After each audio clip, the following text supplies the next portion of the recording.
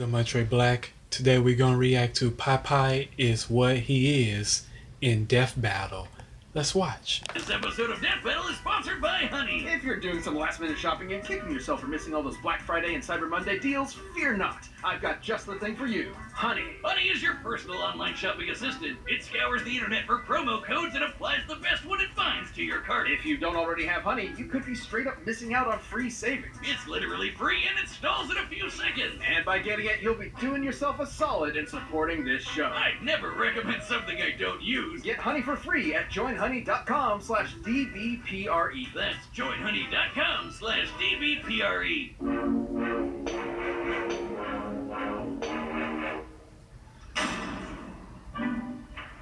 Popeye the Sailor Man, hero, adventurer, sailor, man. One of the vanguards of early American animation, Popeye needs no introduction. He is what he is, and that's all what he is. Oh, good, that's one, huh?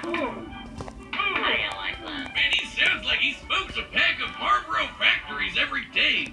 And if you ever wanted to know what angry cat sex sounds like, you can sing. I'm Popeye the Sailor Man. How exactly do you know?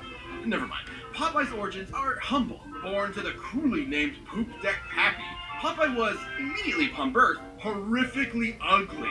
So ugly, his father fled in embarrassment of his spawn and never returned.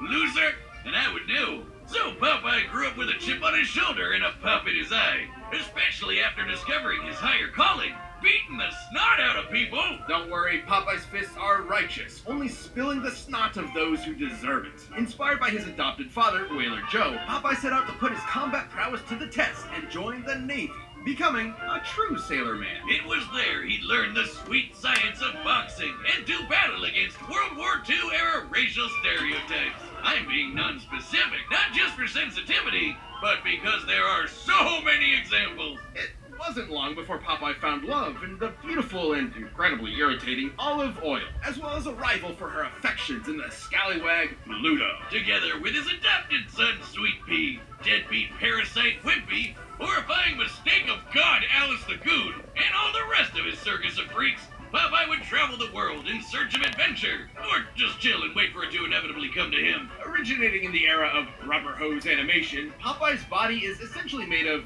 well, rubber, able to stretch, twist, squish, and squash any way he likes. Or rev up his arm for a punch that'll knock you around the planet. Popeye's punches are fascinating, since they can disincorporate their targets into composite elements, like turning anchors into fishhooks, an alligator into handbags, and several Native Americans.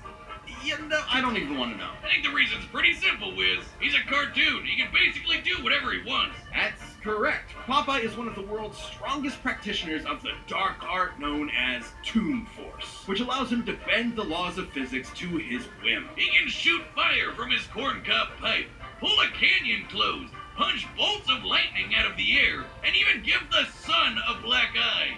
Wait, does the sun have eyes? And a face? And feelings? Well, it's entirely possible Popeye exists in an archetypal realm, much like Plato envisioned with his allegory of the cave, where each and every object embodies the truest living form of itself. Or it's a cartoon. Right. Or that, I guess. Well, while I continue to prove to Wiz that philosophy's a waste of time, come back next week for our 10th anniversary season finale, Saitama versus Popeye!